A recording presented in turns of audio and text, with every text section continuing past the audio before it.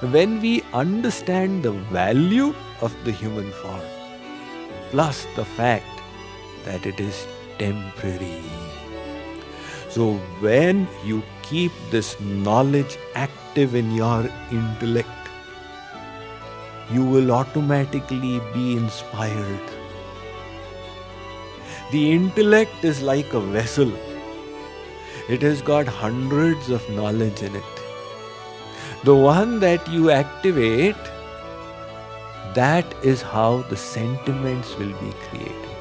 If you lose this knowledge, all the inspiration will die out. And if you want to keep moving, nurturing that sentiment of devotion, then keep the knowledge active in your head. Revise it every day.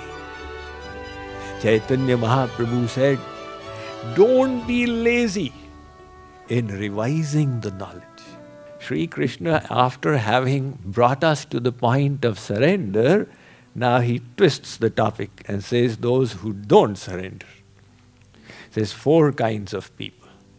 First are those who are ignorant. They don't know that they are supposed to surrender.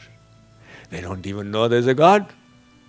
All they know is that in life you're supposed to eat, drink and be merry. It's like the goats are taken to the slaughterhouse. So the goat ahead is having its neck cut, and the goat behind is eating grass. Without realizing, in 5 minutes its number is going to come.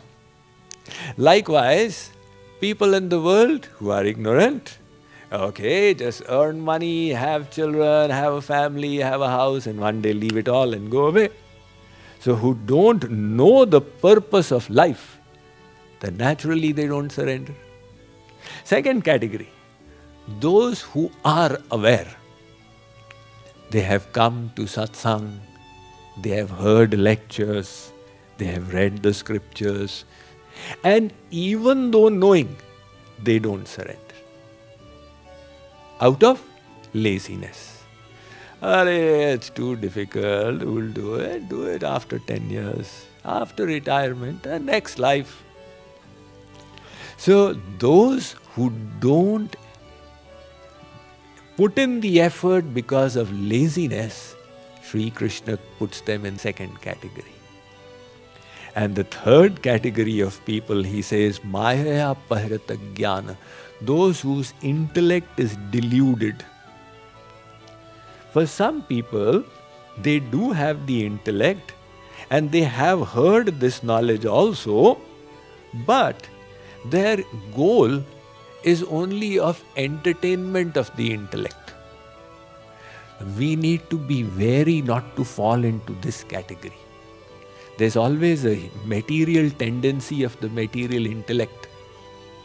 Like one person came to me and said, Swamiji, I have understood everything, but I have this one question nobody could answer till today. So what kind of pride is this? I think it was Bertrand Russell who said that even a fool can ask a question that a wise man cannot answer. So you will only hope that Swamiji also doesn't provide the answer. Otherwise your pride will get shattered. So tell me, what is the question so important? He said that Shravan Kumar, what was the name of his parents? Because in the scriptures, the tale of Shravan Kumar is related, but for some reason, the author has not mentioned the parent's name. What self-interest is going to be served by this? And supposing I tell the parent's name, then you say, what was the grandparent's name? You ask a question that will benefit you. I am reminded of the time when somebody, he went to the New Delhi railway station to the railway clerk's counter. That inquiry clerk is the most irritated person in the world. Because all the time people are asking questions. And one person managed to grab his attention and come right in front of that little window. And he said, what time is the Bombay mail going? And he answered, at 7 o'clock in the morning. What time is the Howrah mail going? At 6 in the evening. What time is the Unchahar Express going? He said, at 3 in the afternoon. So he asked the times of 7 trains and the inquiry clerk was about to boil over. So he said, "Sir, which train do you wish to go by? You ask me that." So he said, "I only need to cross the railway line, that's why I'm asking." Now, the intellect is not trained, it will create a question. "Swamiji, until I get the answer to this question, I cannot do sadhana." And when you get the answer to that question, you'll create another question. Instead of moving from ignorance to ignorance, what I don't know, what I don't know, what I don't know, a better policy is to move from knowledge to knowledge. What do I know? If I've understood something, let me use it. Tomorrow I'll understand more, day after tomorrow more. But the way to move ahead is that if I've understood a little bit, let me put it into practice. Until we become God realized, there will always be questions remaining. Why give them so much of importance? Just put them aside, and if you realize that you are the soul and you are a part of God and you need to surrender, why not start doing the surrender? And the fourth category of people are asuram bhavam ashrit. Shri Krishna says those who are anti-God, means they don't like, they know there's a God, but they hate the God. So these four categories of people don't surrender to God. Now, we are also not surrendered. Because if we were surrendered, we would have received the grace. And we would have crossed over Maya. We would have been God realized. The fact that we are still under Maya means that yet there's a deficiency in our surrender. Which means that we fall in one of these four categories. So which category do we fall in? Now, the first category, just remember, those who don't know, we cannot take the alibi of this because we do know. The third category, argumentation, these kind of people are 1 in 100. The fourth category, those who hate God. Now, if you hated God, you would not come and have spent a weekend in a retreat where you're trying to love God. So only one category remains, and this is the second category. Shri Krishna has used a very strong word, naradham, for those who are lazy, who are careless, who are knowing that they are supposed to surrender and yet not doing it. But think deeply. We are all in this category. We know what is to be done. When you sit in kirtan, you should do Roop Dhyan, and yet we lazily let the mind wander. We know we should practice humbleness, and yet we don't. We know we should be more tolerant than a tree, than a blade of grass, and yet we don't practice it. So, Maharaj Ji used to say that, look, I don't have such high expectations from you. I don't think that in one day you will become a saint. But what you can do, you are not doing. That is the pity. How much you can do based on your today's level of purity, you are not doing. That is the pity. Alasyam hi manushyanam sharirastho mahan ripuh. The biggest disease in the human body is alasya, or laziness. So that laziness has to be countered. How will you counter laziness? Replacing it with inspiration. When you become inspired, you put all laziness aside.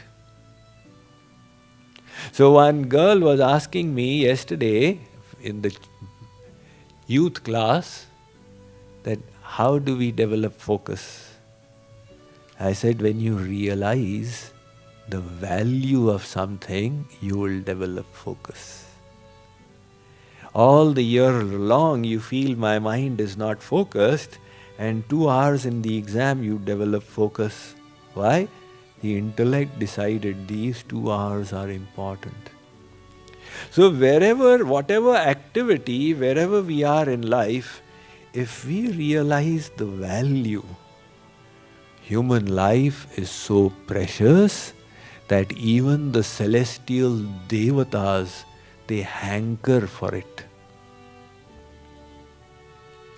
Bhagavan Ram had told the Ayodhyavasis, Bade bhag manush tanu pava, sur durlabh sad granthan hi gava. O Ayodhyavasis, the human form you received was by bade bhag, by lot of grace. Sur durlabh, even the devatas don't get it. So this human form that we are in is providing us such opportunity. We will realize later on in the journey that this was our golden chance.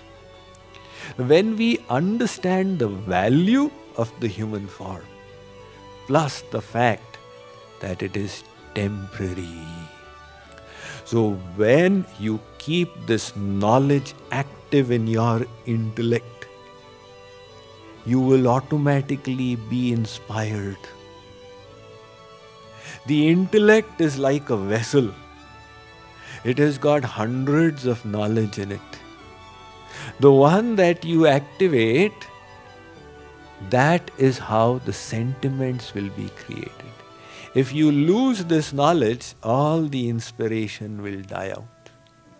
And if you want to keep moving, nurturing that sentiment of devotion, then keep the knowledge active in your head. Revise it every day. That revision of knowledge is so important. Chaitanya Mahaprabhu said, Siddhant baliya chitte na karo alos. Don't be lazy in revising the knowledge. Nowadays, the technology has made it so easy. You can just put on Radio JK Yog in your house 24 hours a day. Or you can access it through the JK Yog website or through the JK Yog app. It's got lectures of Kripaluji Maharaj, Swamiji. Some people, while going to office, they keep listening to the lecture. They say, Swamiji, while going to office, it's time for Maharajji's lecture. While coming back, it's time for your lecture. So, in the car, you have no other distraction. You can not only hear, you can also contemplate and keep deciding. So the Shravan Manan Nididhyasan can go along. So this way, keep on revising the knowledge, and based on that knowledge, keep on practicing. So for the practice also, now imagine in the earlier days, when Madhvacharya, he was the fourth original Jagat Guru. About 750 years from now, Madhvacharya, when he wanted to meet his Guru, Vedavyas, he went all the way to the Himalayas, met him and came back.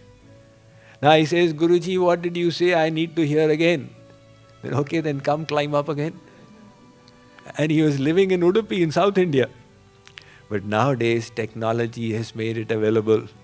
You can revise and you can repeat and you can keep on. While sleeping you put it on, etc. So the knowledge is all there. It is now for us to put it in practice. So for doing that, JK Yoga has got many avenues.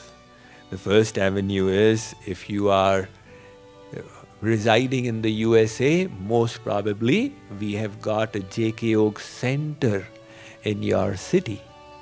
You can go and participate in the weekly or bi-weekly satsang in many places in India as well. That is so powerful. You may say, what was going to happen with 2 hours of satsang every week? But my practical experience in all these years has been that people who start doing that, within the space of 1 or 2 years, their life itself changes. These little things make a big difference.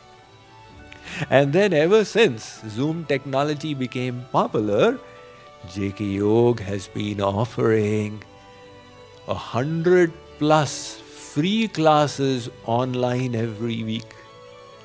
So there's so much to learn and to imbibe. and to be a part of. So do go on the website and learn more about it. And then if you have questions, now just 4 years ago, you needed to again go and meet Swamiji. I have this question in my mind for so many months. But now ever since the SMX platform has come on, you become a member of the SMX community. And the next time the session happens, you come online and ask Swamiji there directly. So all these facilities, we've got daily sadhana online, a web portal, you can log on and do daily sadhana, etc. And this is one level of engagement. And then when you get completely absorbed, then the desire comes that I wish to give. And how do you, because that's the finest expression of love is service. So you say, how do I serve?